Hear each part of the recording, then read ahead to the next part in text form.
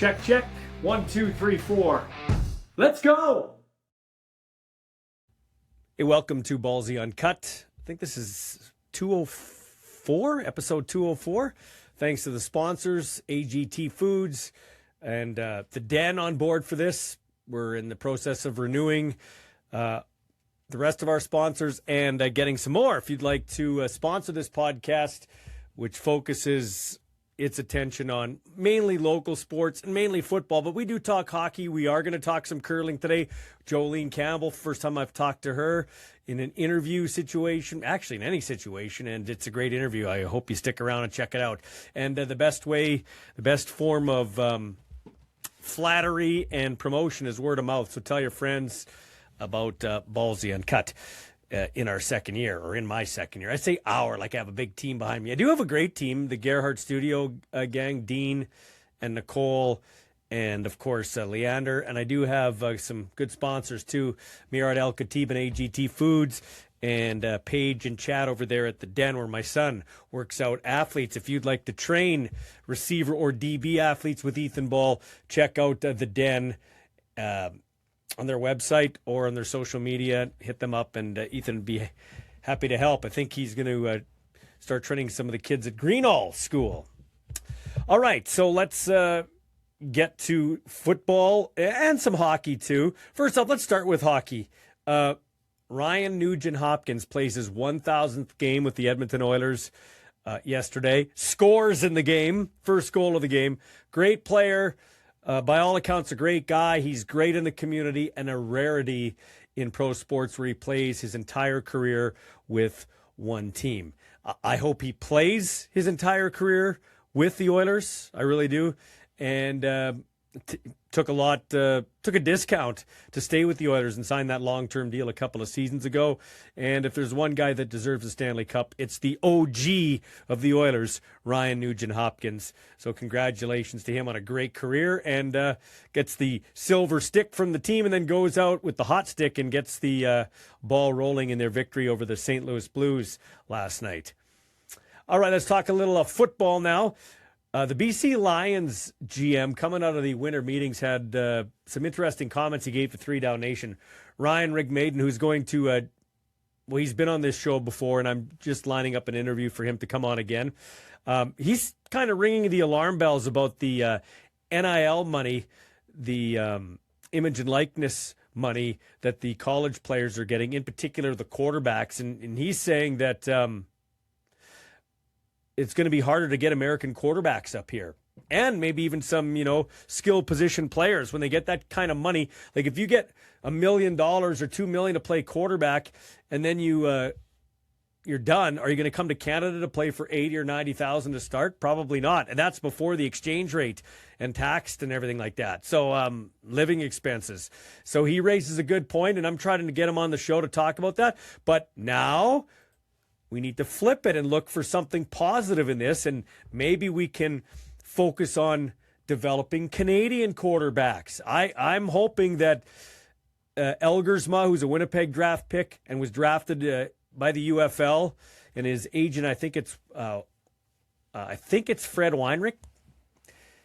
He said that he alluded to the fact that Elgersma is going to maybe take a chance at the UFL because it's more aligned with the 4-down game, and therefore, continue to develop his chance of going to the NFL. And hey, that's where the big money is, and I get it, and I don't begrudge anybody for trying, like he and Curtis Rourke. But I'd love to see those guys back in the league and develop more Canadian quarterbacks. If we're not going to get the American guys come up here, how about we concentrate on the Canadian kids that have played this game most of their lives, like we've had in the past ad nauseum? Noah Picton, Adam Sinagra,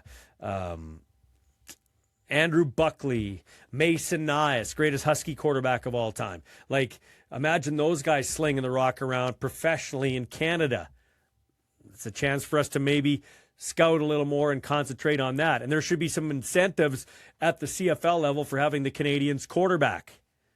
Arash Madani, longtime reporter who I do consider a friend. He's a nice guy. He's always been nice to me. We've butted heads both online and behind the scenes. But hey, that's what makes the world go round if you can do it in a respectful way. And I think we've always been respectful. But he used to be all over the CFL and the CFL commissioner. And it looks like he's now drinking the commissioner Kool-Aid that so many media types have. He's been jumping on 3 Down Nation for their reporting for apparently putting words in the commissioner's mouth as it relates to possible expansion and the fact he'd like to get a 10th team in the next 5 years. So they're kind of battling there. I'm just shocked about how many media guys are drinking the Kool-Aid with regards to the new commissioner and changing the rules and doing everything like that, or attempting to change the rules. There's not going to be a 10th Canadian team. I want another team in Canada. You want another team in Canada. More revenue, more interest, more of a coast-to-coast type of thing, balanced schedule, all that type of stuff. But there's no stadium, as the commissioner's already said. There's no appetite to build a stadium. It's not happening. It's not happening. It's just not happening. They won't do it in Laval. Why would they get a team in Quebec City? They've already got a great thing there with the Rouge et Or. Halifax. If it was going to be in Halifax, why did they move away from the Atlantic Bowl or whatever the hell they called it?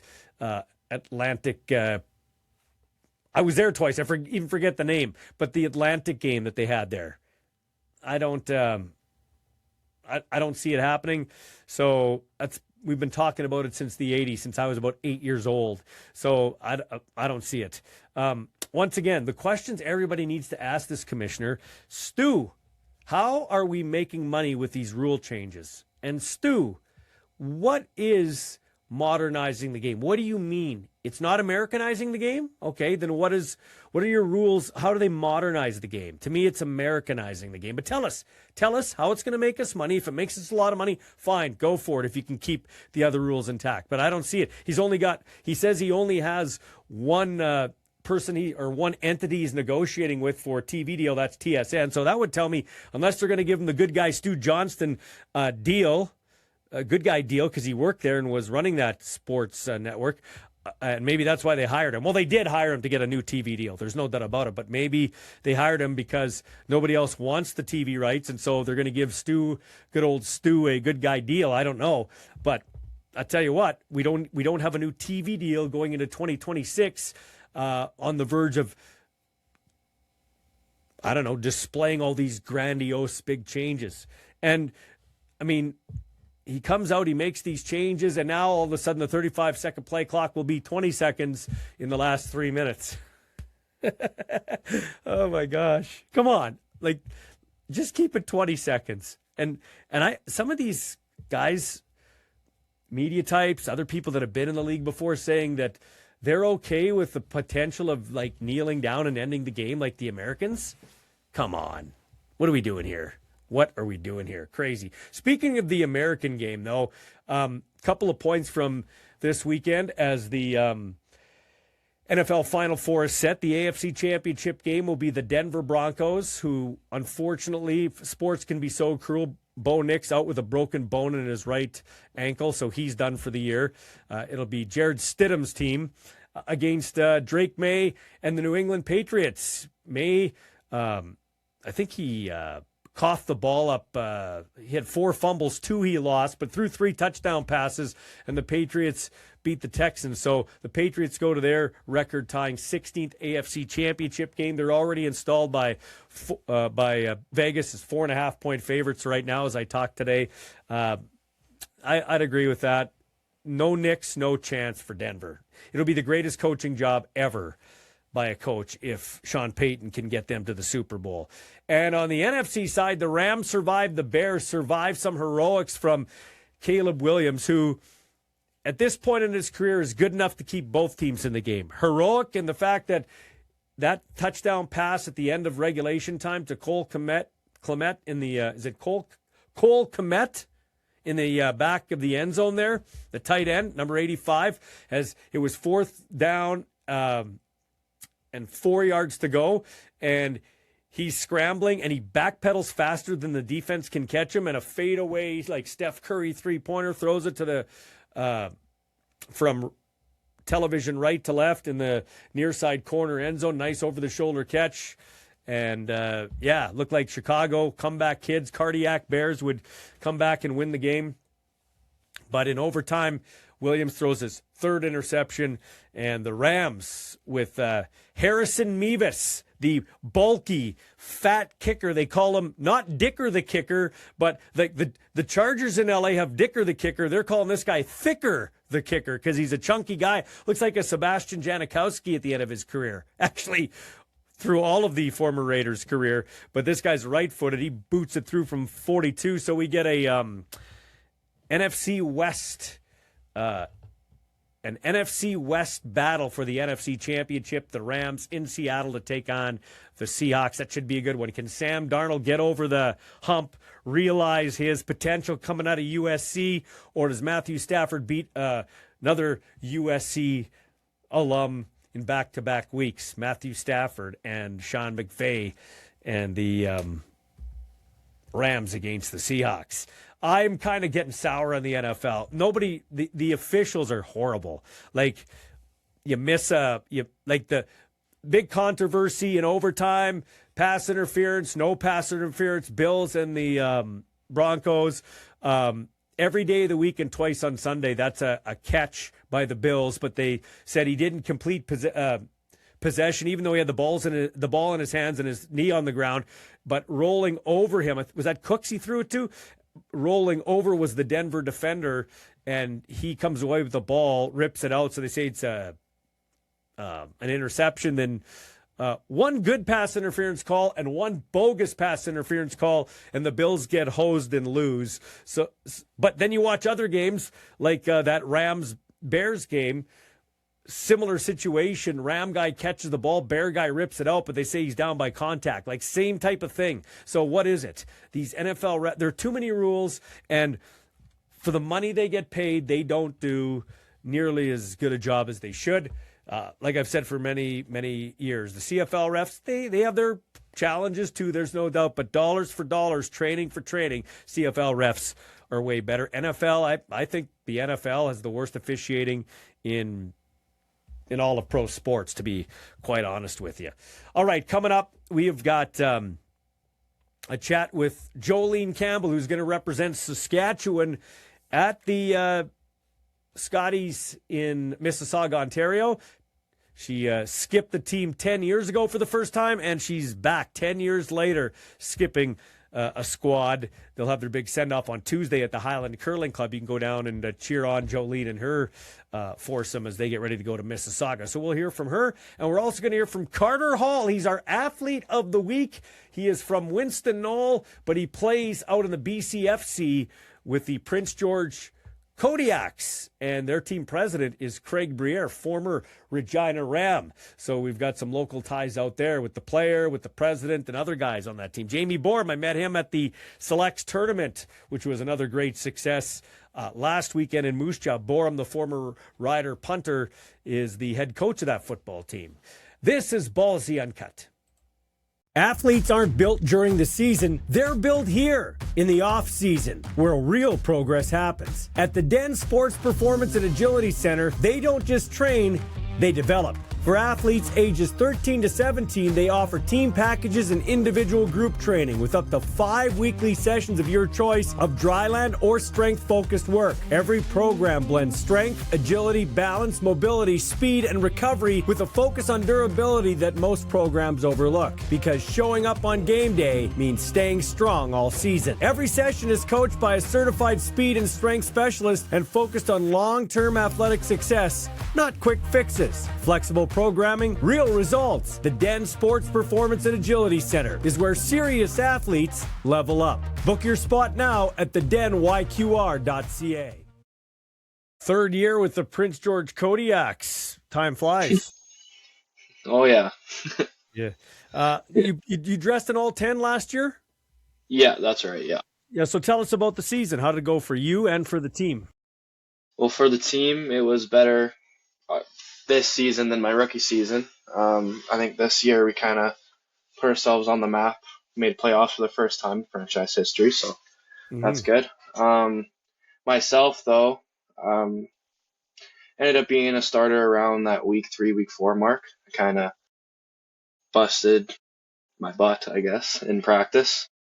And I guess they saw that and they gave me a chance. And guess I didn't let them down. So I it's ran great. into your coach, Jamie Borum, at the SAS Selects tournament there, and Jamie and I Yeah, are friends. We go way back.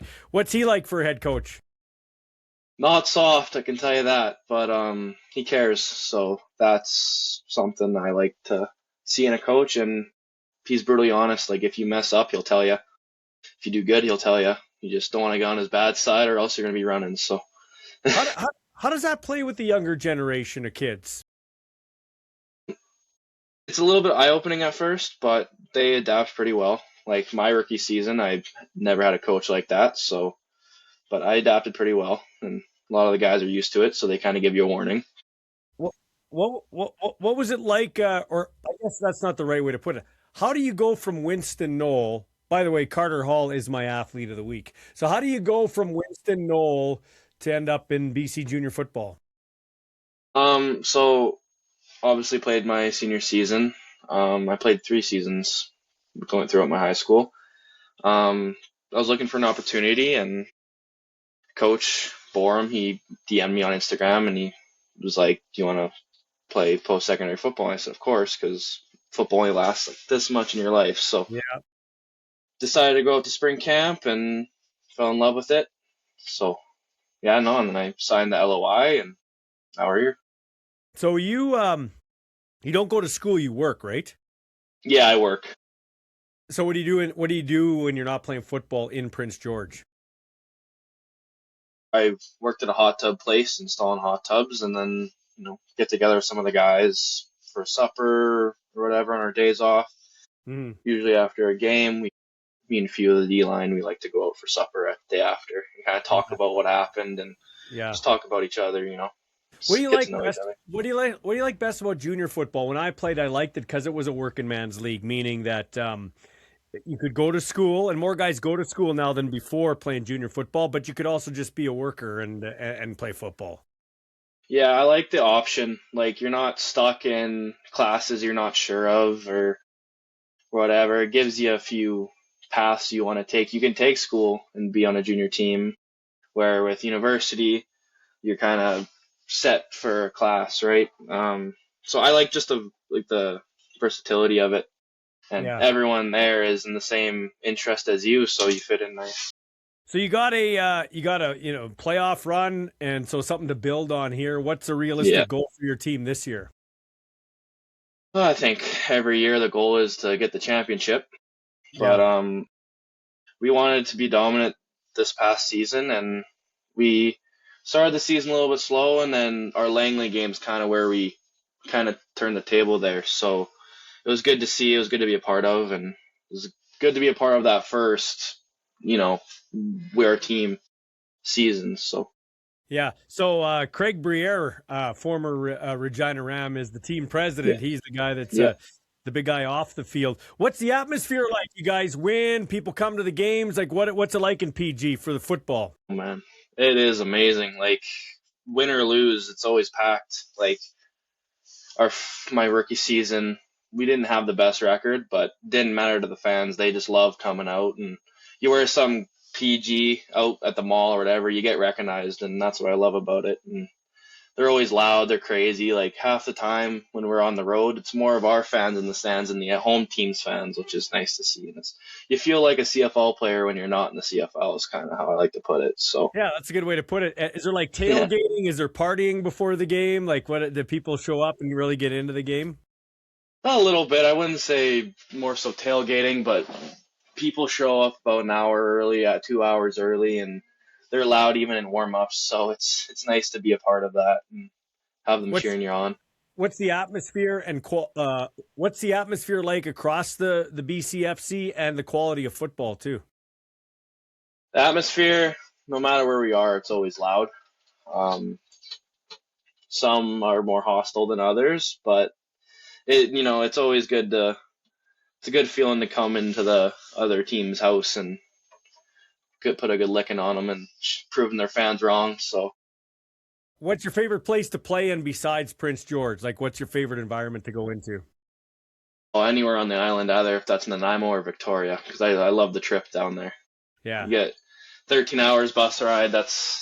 You get close with the guys you're on that bus with. So you make good memories on that and good atmosphere. You're on the island. So Okay, wait a minute. You like a 13-hour bus ride? Do you guys take 2 buses or 1 bus? we take one bus.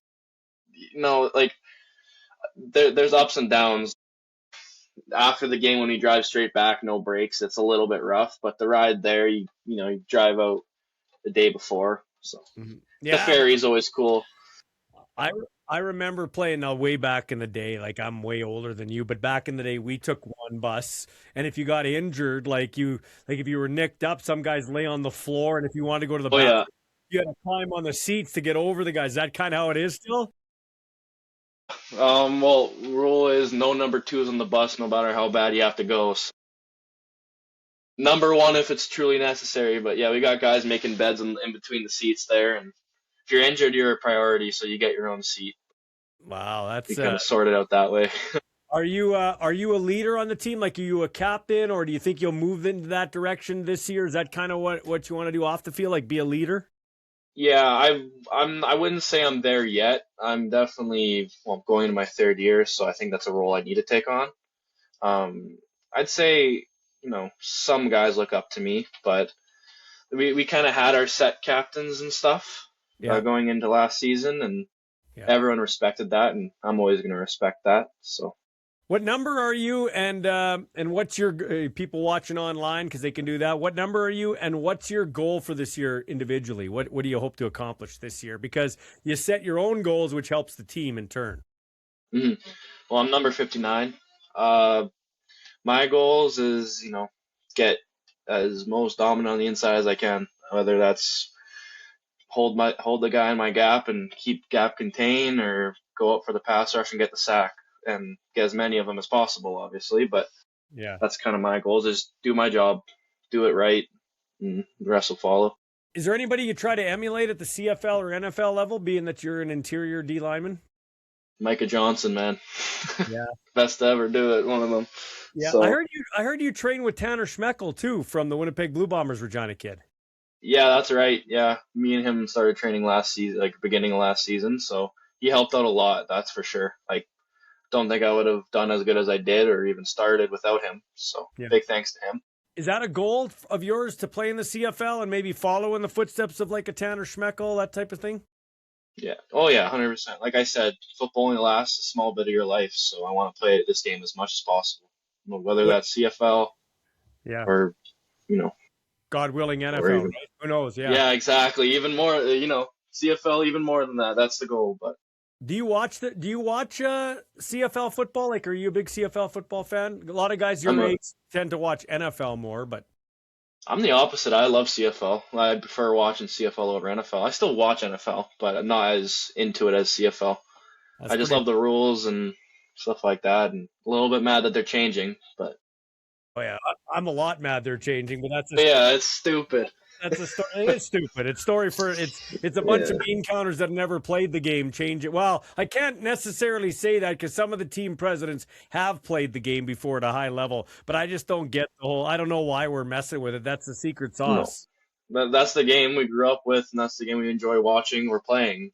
So Yeah, I'm yeah, I'm pretty pressed about that, but I'll get over it. yeah. So, what do you want to do after football, whenever that ends? Uh, get a good job, go to school for a job, I'd say. But Hmm. plan A is make it there. Hopefully, make it to Right. CFL or Yeah, yeah. Right now, you're gonna ride the wagon till the wheels fall off, right? exactly. Hey, Chad, thanks, or Carter, thanks for your time, man. I said Chad because that's your dad. And you, did you get yourself you were looking at the car lot with me, but you got yourself a reliable vehicle now. But you're also in Prince George where you don't have to worry about the snow because you get in Yeah, and get out before the snow, right? yeah. No, I was lucky. I left a week before the blizzard hit there, so it was lucky for sure. I only had summer tires on, so that wouldn't have been too good. That wouldn't have been good. No, that wouldn't have been good. No, Hey, man, thanks for your time. I appreciate it. no worries. Have a good one.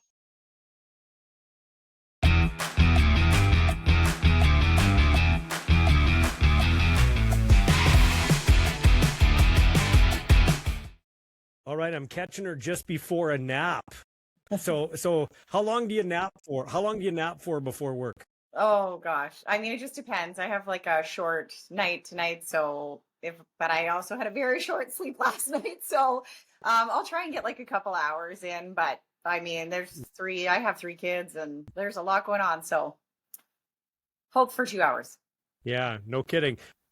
Yeah, so mother of three, RPS dispatcher, and curler in her spare time. How hard is it to juggle all of that? Yeah, it's tough. Spare time is probably not something I ever really have when you take curling into account. It's a lot. Yep, it's obviously it's kind of go go go, and as the kids get older, they're into sports and activities too. So it's really busy. Make the most of every second of every day, really. Yeah, no kidding. So how many, you got three kids. How old are your daughters, right? How old are they? Yeah, three girls, 9, 12, and 14. All involved in activities? They are, yes. The little one's doing like musical theater and she does some like fly Regina stuff. The other two are doing club volleyball and curling. Stella, my oldest, is on the Sheldon Williams curling team this year. And we play in the Friday Night Fun League at the Highland. And yeah, we try to get out to ski. We like to golf. We go to the climbing gym. We all like to climb. So yeah, it's kind of nonstop around here. So talk about your support system off the ice, i.e. your husband or partner. Mm-hmm. Yeah, I mean, he's obviously been the best. It's been, I've curled my whole life. I introduced him to the game and taught him how to play. And then he played in a league for years. He plays sometimes on Fridays still. He played in his first Regina men's. I think it was last year. So yeah, obviously he's a huge support. Made it out to Melville, which was really cool to have everybody there. My parents have been incredible. You know, they traveled when the kids were babies. I obviously took them on the road. And so my parents came along for years, forever. They've traveled with me. I have three older sisters that have all taken turns babysitting and driving kids. And I mean, it's such a huge team effort. Greg's parents, especially his mom, she's come to town multiple times for the week to help out, you know, when I'm gone for long stretches. So truly like takes a village. I'm very grateful for all the people who have, you know, supported it over the years. Kind of ironic I'm talking to you here because the big thing going around social media is you're supposed to show where you were 10 years ago and then where you are now. Well, 10 years ago you were a skip that got to the Scotties, and here 10 years later. So you're kind of a trendsetter here, following the trend here or leading the trend. How much better of a curler are you today than you were 10 years ago in the skip role is what I mean. Yeah, a lot better, I think, for a lot of reasons. I've spent the last 5 years with Jason Boyman, who's a fantastic sports psychologist. And I tell him time and time again, he's helped me to be at my best as an athlete, but also I think just as a human being. And kind of like moving into my 40s, you've learned a lot about yourself, right? And what sort of makes you tick. A lot of perspective with the game. I think I really used to live and die on every shot. A little more than I do now. I'm a lot more relaxed out there. I mean, if you watched, you know, even 10 years ago, I think I was still just like a lot more excitable. It's just, I find it to be really, really calm out there. I enjoy it out there. I enjoy practicing. I enjoy being at the rink. So yeah, a lot. And we've really developed this team, especially, I mean, Rachel and I have been together like 6 years, and we've really come up with a good system, like tactically, for where we're comfortable playing and where I'm comfortable being at as a last rock thrower. And so once you've kind of built that and you have a group of people who are on board with it, there's just a lot of comfort being out there in the role, right? There's nothing really surprising or too confusing about the game anymore. I've been doing it a long time. So yeah, I think I'm a lot better than I was 10 years ago. My son's a professional athlete with the Winnipeg Blue Bombers, and when he kind of, you know, coming up through college and stuff, when he struggles with confidence, which we all go through dips at times, he kind of relies on his faith and spirituality. I'm at the car lot, Crestview Chrysler. By the way, you need to buy a vehicle, Jolene, you come see me, or you tell your friends to come see me. Shameless plug, but it is my podcast, so I guess I can do that. But, you know, some months you're selling 10, some months you're stuck at 1 or 2, and you're kind of like, gee, am I good at this? Like, you get a confidence kind of dip. How do you keep your confidence high? How do you get it back on the rails? Because sports, I mean, come on, it's unlike being a dispatcher when you're in your cubicle on the headset right now you're in front of people on the national stage here. How do you keep your confidence at a even keel? Yeah, I mean, it's a great question. I think for me, it's doing, like I said, we have all those systems in place and the support people and doing the work. My team will tell you I'm relentless about doing technical work so that you're starting from a good place so that, even if you get out there and you're struggling a little bit, you know that you still can just rely on all of the work you've done. I'm big on preparation, right? Do everything we can going into it so that when you do hit those kind of peaks and valleys, when you get into those valleys, you still just know like, we've done everything we can. And I just try not to let any one moment be too big. I think our confidence gets rattled when something you think is too much or it's too overwhelming. I mean, it's probably just one curling shot or one game or, one poor decision. So yeah, it just doesn't really bother me that much anymore. I think being at this part, I've played the game for a long time. And so even when those things happen, it's just easier to kind of roll with it. I think they happen to everybody. I mean, you watch the best players in the world and everybody's out there doing it, right? It's hard and and skipping's really hard. And if you kind of take every mistake to heart, yeah, you just can't be out there doing it for sure. Jolene, who's your favorite curler? Who did you aspire to be growing up, or who do you like watching now? Yeah, maybe who did you aspire to be growing up, and who do you like watching now, men's or women's? Yeah, I mean, we obviously all grew up watching Sandra and Jan and Mars and Joan, and I played a couple years with Mars, and that team was just amazing, and those ladies were just the best. Way back, I remember the first time I curled against Connie Lalaverty, and that was a big moment for me, just getting into this field and then getting to play her. That was fantastic. She was just somebody I always thought was terrific. Doherty Nordby was always fun to watch from Norway. She was kind of like a oddball, so loved watching that. And then now obviously I have a lot of friends in the game I've watched for years. Really excited to see Brad and the boys heading back to the Olympics. Been friends with Ben for a long time. Even if during provincials he sent me a video critiquing my skipping abilities, it's fine. Well, That's Benny. Hilarious. Yeah, gotta love him. But yeah, big fan of those guys. And then we've become really good friends with Elena Petz, her team. Carol spent some time out here, and those ladies are great. So yeah, we've just made a lot of good friends. I really enjoy watching women's curling. I probably honestly don't watch as much curling as I used to. I'll go in and watch, if I can find people we're going to play, I'll go and watch streamed games and things like that. I probably don't tune in quite as much as I used to, but really excited to watch Brad and Rach at the Olympics. I think that's going to be super exciting. Before I wrap up with the question about the Scotties, so if I want to sell cars, no disrespect, Jolene, although you could probably help me, I'm not going to phone Jolene Campbell and ask her about how to sell cars, just like you're not going to call me and say, hey, Ballsy, how do I do this double takeout? You'd be screwed if you called me. Who do you call though? Is there somebody like a Brad Jacobs, like a Ben Hebert, like somebody, on the women's side that you call to pick their brain about maybe how to skip, what to do going into this week, that type of thing? Yeah, I mean, we do it a lot as a team for sure. Robin, this is her fourth Scotties. She has a lot of experience, but yeah, I definitely have relied on Ben probably over the years. We've had a lot of good chats. We kind of go way back, even about personnel or people I'm going to play with, or he is somebody in curling that, as much as I hate to give Ben credit for anything, it actually pains me. It pains me. But you know what? He's always kind of been there, and he's obviously been an incredibly successful player. So he's somebody that for sure, it's nice to have somebody you can kind of reach out to and lean on when you need to and ask those questions to. So I know he's always there, even if I refuse to give him really any credit for anything. Hey, I'm good friends with him too, and I totally get what you're saying, Jolene. Okay, last question for you. Let you have a nap so you can help keep our community safe and then go represent our province at the Scotties in Mississauga. So I know it's a different venue.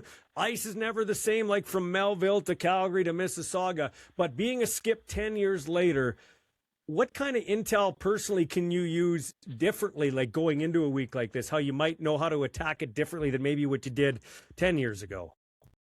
Yeah, I mean, we were a pretty rookie team 10 years ago. It was obviously my first trip as a skip, and I think it was the rest of the team their first time there. So everything's just new and exciting and big, right? So we just, having like Rach came along the last time we went. Rachel was there. Callan, our fifth, has been there. Our coach has coached at a national. So we have a lot of comfort, I think, going into it. We feel really confident in our ability to go and compete. We talked about that at the start of the year. This wasn't just about winning a provincial championship. This season is about competing on a national stage. So we feel we expected to be here. We feel good about it. We know what the week looks like. We feel comfortable with where we're going to take time with family, surround ourselves with the things that are important to us while we're there, and just not let the moments, get too big, right? Really enjoy being out there. Yeah, you got your head screwed on straight. I like that. That's I'll be cheering big time for you. One last thing, let's wrap it up on Hebert. Now they're big time, right? Like they go to the Worlds, they do all this stuff. So he talks about when they're on the road, like at the Briar or whatever. They're veterans, so maybe they don't get wrapped up in the pomp and pageantry. They'll go have a couple at the start of the week, and then just it's game day. But off the ice, like they're stretching, they're trying to, they have a chiropractor come. Do you have workouts in between games, or when you get a break, or stretching, or what do you do now? Like listen, you're still young. I'm way older than you, okay? But you're not. I love that. You're not the 10-year. You're not 10. Like you were a lot younger. You're probably way better mentally, right? Everybody loses something as they go on. So how have you compensated for that? I guess in the roundabout way I'm asking. Mm-hmm. Yeah, for sure. Lots of time spent in the gym. Lots of time recovering, rolling out. We looked up our hotel's really nice gym, so we'll do all that with the foam roller. We have the leg compression. We got all of it, right? My Epsom salts, have a hot bath, like all the things. We do it all for sure. There's never a break. I mean, and physically, you talked about mentally being prepared, and I'm better mentally. I'm better physically. I mean, I was pregnant 10 years ago, so that was harder, but I'm also stronger physically than I was probably 10 years ago. I work pretty hard at that. The whole team does. We're kind of a big group of fitness buffs. So there will be some of that for sure. And we talk about that, when you have a lot of downtime, you don't constantly need to be sitting and resting, right? Let's move our bodies. Let's do the things we do in everyday life. So there's a lot of that as well when we're out on the road. We'll for sure take some time. And, I think at provincials, the one night I had a rum and then we won 2 games the next day. I was like, well, I guess it's one rum a night, so,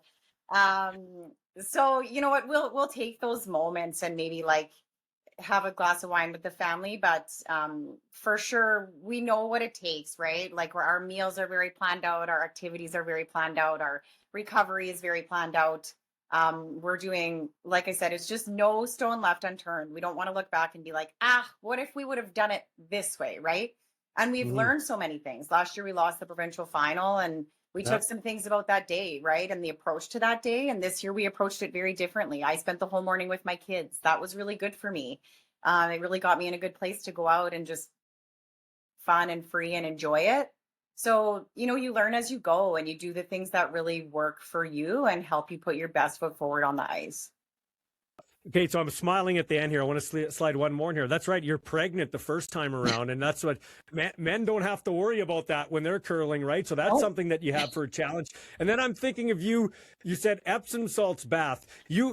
It's stressful, like you're trying to win a championship, but you also are maybe in your own hotel room having an Epsom salts bath just by yourself, calm, not with 3 daughters. That's kind of a perk on the side, right? But I know people are like, oh, it's a national, it's so stressful and whatever. And I'm like, it's actually my holiday. Like, I will sleep more than I sleep at home. I won't have to be up in the middle of the night. I'm not a full-time taxi driver while I'm there. Somebody's going to drive me around. It's going to be, I mean, it's like a mini holiday for me, obviously. And I love to curl. So I get to go get a regular sleep, and, somebody's going to drive me around and probably bring me food. And it's basically a holiday. And then on top of that, my family's going to come and hang out and cheer. I get to be with my teammates who I love and go play a sport I love, more than I love to do anything.